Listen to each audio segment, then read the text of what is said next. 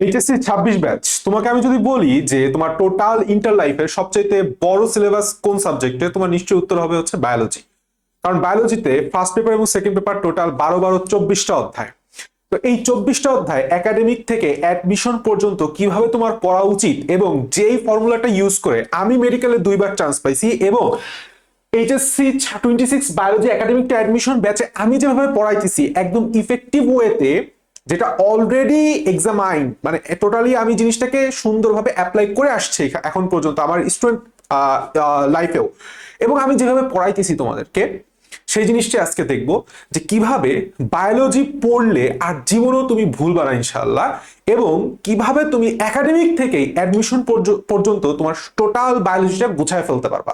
So চলো শুরু করি। ধরো আমরা একটা স্যাম্পল হিসেবে জাস্ট মানব শরীরতত্ত্ব ও বর্জ্য নিষ্কাশন এই অধ্যায়টা আমরা নিছি, যে এই অধ্যায়টা অ্যাকচুয়ালি আমি তোমাকে মানে কিভাবে পড়বো আমরা সেটা তোমাকে আমি দেখাই দিতেছি। So let's go.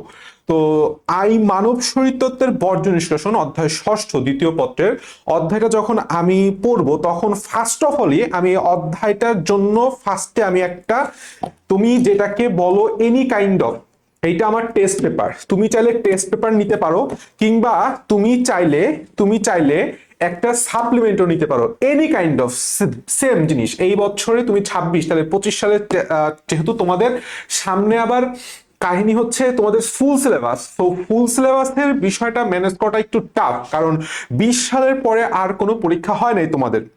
সো চেষ্টা করবা যেরকম এই যে বইটা বললাম 20 সালের, এই বইটা 20 সালের। সো এইখানে তুমি ফার্স্টেই কি করবা, আমি পিডিএফ দিয়ে দিব ডিসক্রিপশনে, সবকিছুই পিডিএফ থাকবে। তুমি একটা অধ্যায় একদম বের করলা, আমি ষষ্ঠ অধ্যায় বের করলাম, সেটা হচ্ছে মানব শরীরতত্ত্ব বর্জ্য নিষ্কাশন। এখন আমি কি করব, আমি তো এই অধ্যায়ের খালি নামটাই জানি যে বর্জ্য নিষ্কাশন, আমি কিচ্ছু জানি না। আমি জাস্ট কিছু পড়িও নাই, ধরো আমি জাস্ট প্রত্যেকটা সিকিউ দেখে যাব, প্রশ্ন দেখব, এই অধ্যায়ের সংশ্লিষ্ট ক কি বলছে, এই অধ্যায়ের সাথে সংশ্লিষ্ট খ কি বলছে, এবং সেইখানে কি কি সিকিউ টপিক আসছে আমি একটু জাস্ট চোখ বুলায় যাব। এভাবে প্রত্যেকটা বোর্ড আস্তে আস্তে আস্তে আস্তে আস্তে সময় নিয়ে অ্যানালাইসিস করব, এবং আমি সাথে দেখো একটা সাদা খাতা নিছি, একদম টোটাল একটা একদম প্রপার সাদা খাতা। তাহলে এই সাদা খাতায় আমি আসলে কি করতেছি, ধরো আমি এই জিনিসটা লিখে দিতেছি, সিকিউ অ্যানালাইসিস চ্যাপ্টার 6। তাহলে আমি এখন এই জায়গাটায় কি করব জানো, কি কি সিকিউ টপিক গ এবং ঘতে আমি এই প্রশ্নে অ্যানালাইসিস করে পাইছি, বোর্ড কোশ্চেন প্লাস ইম্পর্টেন্ট আমাদের কলেজ কোশ্চেন গুলো পাইছি, সেটা লিখবো। যেরকম আমি প্রথমেই পাবো হচ্ছে মূত্র সৃষ্টির মূত্র সৃষ্টির সৃষ্টির ধাপ সমূহ। এখন তুমি যখন প্রথম একটা কোশ্চেন পায় গেছো, তখনই তুমি বললাম এখানে লিখে ফেলছো যে আমার কোন টপিক থেকে সিকিউটা আসছে। এরপরে যতবার এই টপিকটা তুমি পাবা, তুমি জাস্ট এর পাশে একটা স্টার লাগাবা।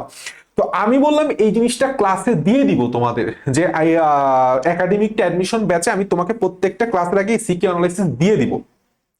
2 নাম্বার সেটা হচ্ছে, আমি আর একটা টপিক পাইলাম, যেরকম ধরো সেটা হচ্ছে নেফ্রনের গঠন একটা পাইছি। আচ্ছা, এরপরেও আমি এখানে 2টা স্টার দিলাম, কারণ আমি অলরেডি জানি যে এখানে টপিকগুলো ইম্পর্টেন্ট, তো তুমি তো ফার্স্টে জানো না। 3 নাম্বার ধরো আর একটা টপিক পাইলাম, সেটা হচ্ছে ইউরিয়া সৃষ্টি, এই অধ্যায়ে one of the most important topic urea সৃষ্টি।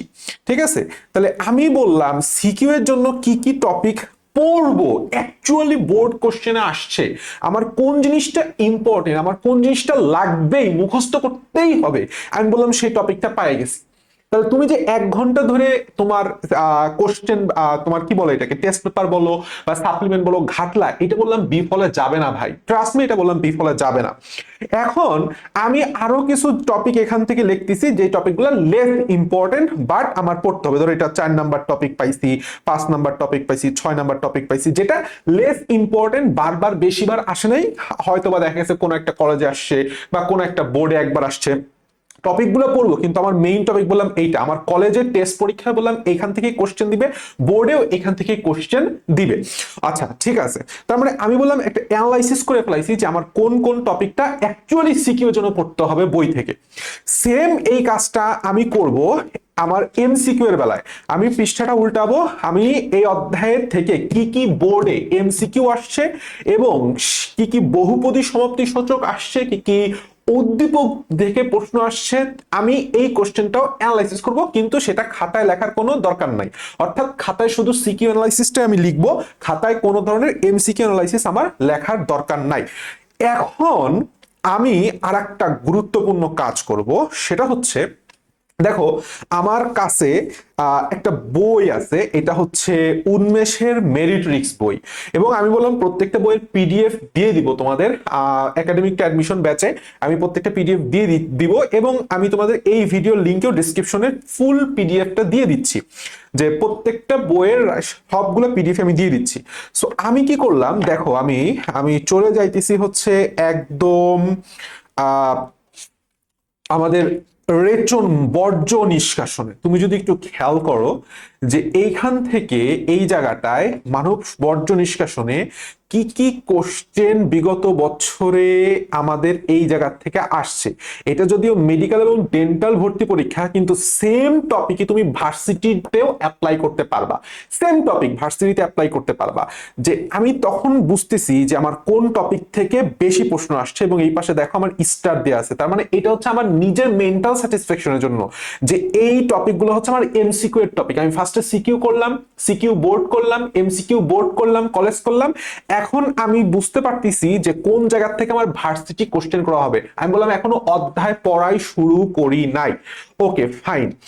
এরপরে আমি অ্যাকচুয়ালি হইতেছে আমার এই অধ্যায়টা নিয়ে শুরু করব, এবং এই অধ্যায়টা তুমি যদি একটু দেখো, আমি তোমাকে একটু দেখাই দিচ্ছি, সেটা হচ্ছে সামথিং, ধরো আমি ফার্স্টে বললাম যখন অ্যানালাইসিস করছি এমসিকিউ গুলা, কিংবা তোমার ধরো সিকিউ অ্যানালাইসিস করছি, আমি বুঝে গেছি কোন টপিক থেকে আসবে, আমি সেই টপিকটা দেখে দেখেই ফার্স্টে ফুল বইটা দাগায় ফেলবো। আমি যখন স্টুডেন্ট ছিলাম তখন আমার ভাইয়া দাগায় দিছিল, বাসায় যে ভাইয়ের কাছে পড়তাম, তোমরা যদি ভাইয়ের কাছে না পড়ে থাকো তাহলে আমি তোমাদের দাগায় দিব, আমার ক্লাসে দাগায় দিচ্ছি, ইভেন আমি দাগানো পিডিএফও তোমাদের ফ্রিতে দিয়ে দিচ্ছি, ডিসক্রিপশন বক্সে আছে। সো দেখো আমি দেখো এই জায়গাটা আমি কি বুঝতেছি, যে এই যে টপিকটা প্রাণীদেহে বিভিন্ন প্রকার বর্জ্য পদার্থের যেই টপিকটা অ্যাকচুয়ালি আছে, তুমি যদি একটু খেয়াল করো যে প্রাণীদেহের বিভিন্ন প্রকার বর্জ্য পদার্থ, এই যে জায়গাটা, এখান থেকে বললাম কোনো সিকিউ আসবে না, তাহলে এখান থেকে আমার কি পড়তে হবে এমসিকিউ। কি কি এমসিকিউ আসবে, নিচের কোনটি অ্যামনোটেলিক প্রাণী, নিচের কোনটি ইউরিকোটেলিক প্রাণী, আচ্ছা নিচের দিকে মানুষের রেচনতন্ত্র, এখান থেকে যা কোনো সিকিউ আসবে না, এখান থেকে কি আসবে না, কোনো সিকিউ আসবে না, কি আসবে এমসিকিউ। যেরকম রেচন নালীর দৈর্ঘ্য 25 সেন্টিমিটার, মূত্রথলিতে কোন পেশি থাকে, ডেট্রোসন নামক পেশি থাকে, কত মিলিলিটার মূত্র ধারণ করতে পারে, 700 থেকে 750। এইটা বললাম তোমার নিজের মধ্যে এই অ্যাবিলিটিটা গ্রো করতে হবে, যে কোনটা আমার এমসিকিউতে, কোনটা আমার সিকিউতে, এবং কিভাবে কোশ্চেনটা অ্যাকচুয়ালি আসবে। তুমি যদি একটু এই জায়গাটায় খেয়াল করো দেখবা যে মূত্রনালী বা ইউরেথ্রিয়া, আমি দুইটা জিনিস জাস্ট দাগাইছি, ভেতরে টোটালটাই রিডিং করবো, কিন্তু মুখস্থ করবো এমসিকিউ এর জন্য কোন দুইটা, শুধুমাত্র এই দুইটা লাইন। এরপরে আছে হচ্ছে বৃক্কের গঠন ও কাজ, হ্যাঁ এইটা আমার সিকিউ এর জন্য অনেকটা ইম্পর্টেন্ট, অনেক ইম্পর্টেন্ট। এখন আমাকে এটা সুন্দর করে টপিকটা বুঝতে হবে, সিকিউ এর জন্য আমার মুখস্থ করতে হবে, আমি কিভাবে লিখবো সেটাও আমার বললাম লাগবে, এবং এই ছবিটাও আমাকে সুন্দরভাবে আঁকতে হবে। আমি বললাম এটা ক্লাসেও তোমাদেরকে দেখাই দিব একাডেমিক অ্যাডমিশন ব্যাচে, এবং ভেতরে আমার কি কি এমসিকিউ আছে সেটাও বললাম দাগানো আছে। যেরকম অবতল অংশের ভাঁজকে হাইলাম বলে, এই দেখো অনেকে এই জায়গাটায় মার্কার ইউজ করতে পারো, তবে আমি সাধারণত পার্সোনালি মার্কার ইউজ করি না, তুমি চাইলে করতে পারো, তবে এক কালারের মার্কার, তবে অবশ্যই এক কালারের মার্কার, বিভিন্ন কালার মার্কার ইউজ করবো, এবং যেটা ইম্পর্টেন্ট সেটাই। আবার নিচে দেখো আমার এখানে দাগানো লাইন, আমি বললাম আগেই বলছি যে সবটুকি বললাম আমার সিকিউ এর টপিক, সবটুকি আমার সিকিউ টপিক, কিন্তু ভেতরে যে এমসিকিউ গুলো আছে সেটা বলে আমার দাগায় ফেলতে হবে, এবং এই অ্যাবিলিটি আমি পাইছি হচ্ছে কোশ্চেন অ্যানালাইসিসের মাধ্যমে। বোর্ডের এমসিকিউ অ্যানালাইসিস করছি আমি, medical MCQ, dental MCQ, Dhaka university MCQ analysis করছি, এরপর আমি বুঝতে পারছি যে এই সংখ্যাটা কোনো না কোনো পরীক্ষা আসছে, 8 থেকে 18টি পিরামিড আকৃতির অংশ নিয়ে গঠিত, এগুলি হচ্ছে রেনাল পিরামিড। Okay fine. এরপরে তুমি আস্তে আস্তে সেম ভাবে বাকিটুক দাগাই দিলা।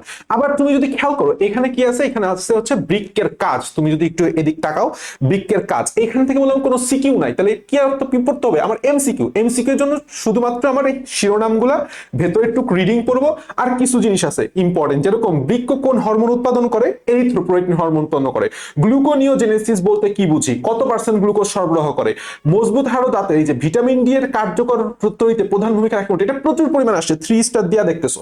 সো এই জিনিসগুলো বললাম আমি তোমাকে যেরকম ক্লাসে শিখাই দিব, আবার তোমারও নিজে নিজে সেভাবে ক্লাস করে বা তোমার নিজের অ্যাবিলিটির উপর ভিত্তি করে তোমাকে দাগায় ফেলতে হবে। আচ্ছা ভালো কথা।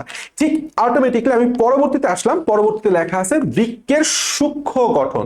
বৃক্কের সূক্ষ্ম গঠন, তাহলে বৃক্কের সূক্ষ্ম গঠনটা আমার সিকিউ এর জন্য ইম্পর্টেন্ট, নেফ্রনের গঠন। তাহলে আমার বললাম টোটাল জিনিসটাই পড়তে হবে, আলটিমেটলি আমার বললাম টোটাল জিনিসটা এখান থেকে পড়তে হবে, কিন্তু ভেতরে এমসিকিউ গুলো আমাকে ওই অ্যানালাইসিস করে যে আমার এক্সপিরিয়েন্স হয়েছে সেটার ভিত্তিতে আমি দাগায় ফেলছি।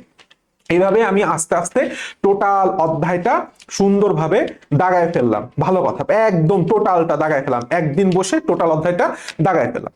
এখন আমি এই অধ্যায়টাকে ভাগ করব, যে আমি এই অধ্যায়টাকে কয় দিনে শেষ করতে চাই। ধরো বর্জ্য নিষ্কাশন আমার ছোট্ট একটা অধ্যায়, তাই আমি সাপোজ সে টু সে আমি 3 দিনে শেষ করব, বা 4 দিনে শেষ করব, বা 5 দিনে শেষ করব। ধরলাম আমি 5 দিনে শেষ করব, ডে 1 এভাবে আমি লিখে যাব, ডে 2 এভাবে লিখে যাব, ডে 3 এভাবে আমি লিখে যাব, ডে 4 এভাবে আমি লিখে যাব, ডে 5।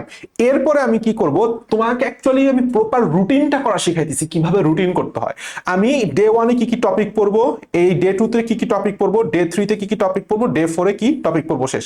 চেষ্টা করবা যে সবসময় লাস্টের ডেটটা ফাঁকা রাখা, কারণ কি এই প্রত্যেকটা ডেটে বলে আমি কি পড়তেছি, আমার বেসিক করতেছি। বেসিক মানে বেসিক প্লাস আমার বলো ক্লাস, যে কোনো অনলাইন ক্লাস হোক, অফলাইন ক্লাস হোক, বা তোমার নিজের পড়ার হোক, প্লাস আমার হচ্ছে টেক্সট বুক, তাই না, প্লাস আমার হচ্ছে টেক্সট বুক। আমি বললাম সেম জিনিসটাই এই 4 দিন ধরে করছি। এখন ডে নাম্বার 5 আমি যাই কি করবো, is the most important thing, যেটা অ্যাকচুয়ালি তোমাকে পরীক্ষায় সাহায্য করবে। তুমি বললাম এই 4টা দিন তোমার নলেজ গ্যাদার করছো বর্জ্য নিষ্কাশনের উপর, কিন্তু তুমি পরীক্ষা কেন্দ্রিক পড়ো নাই।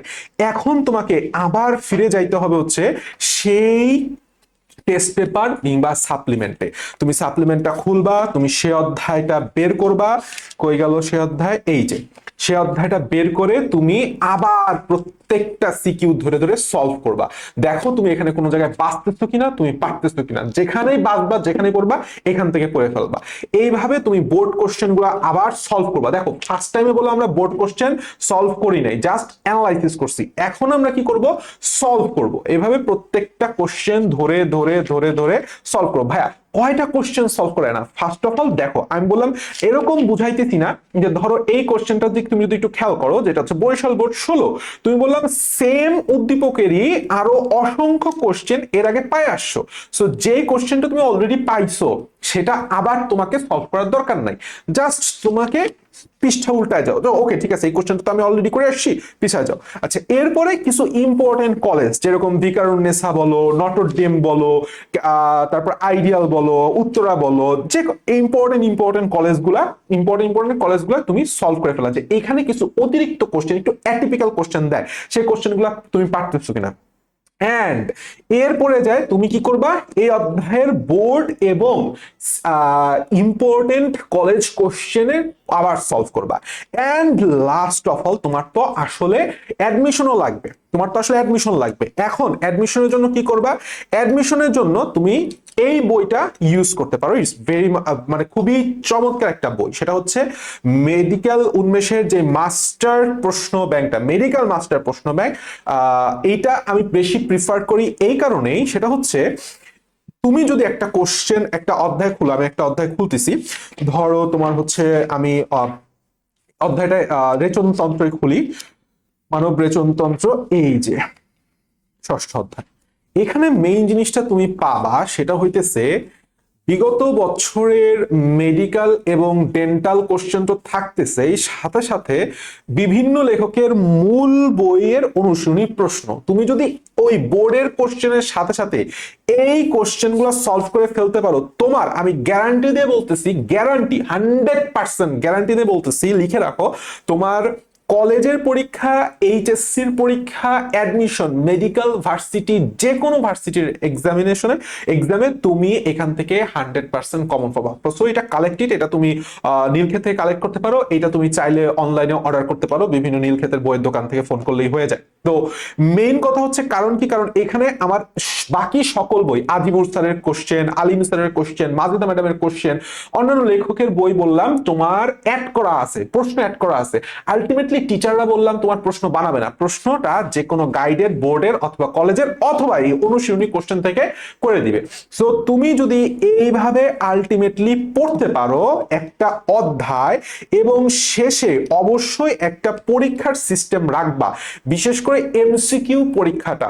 কারণ সিকিউ তো তুমি লিখে লিখে অবশ্যই নিজে লিখে প্র্যাকটিস করবা, চিত্র রাখবা, বিশেষ করে এমসিকিউ পরীক্ষাটা দিবা। এবং এই জন্যই বললাম একাডেমিক টু অ্যাডমিশন ব্যাচে আমি ব্যক্তিগতভাবে এক্সাম এবং কুইজের প্রিপারেশনও তোমাদের নিয়াবো, অর্থাৎ একটা অধ্যায়ের উপর যতগুলা কুইজ হয় সেটা আমি তোমাকে সলভ করাবো, একটা অধ্যায়ের উপর এমসিকিউ, সেটা academic, HSC standard and admission standard MCQ তে আমি তোমাকে পরীক্ষা নেব।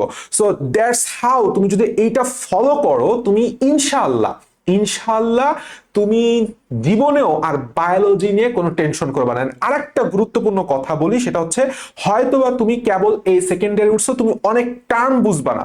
ধরো তুমি পড়তেছো পড়তে পড়তে পড়তে পড়তে তোমার এক জায়গায় আটকায় গেছে, সেটা হচ্ছে এইখানে একটা কথা লেখা আছে, তুমি যদি একটু দেখো, সেটা হচ্ছে পোডোসাইট কোষ। এখন তোমার মনের মধ্যে আসছে হোয়াট ইজ পোডোসাইট কোষ, তোমার মনের মধ্যে কোশ্চেন আসতে পারে কিন্তু তুমি জানো না।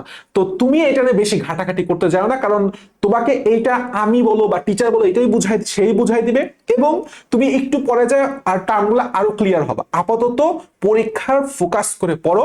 Best of luck.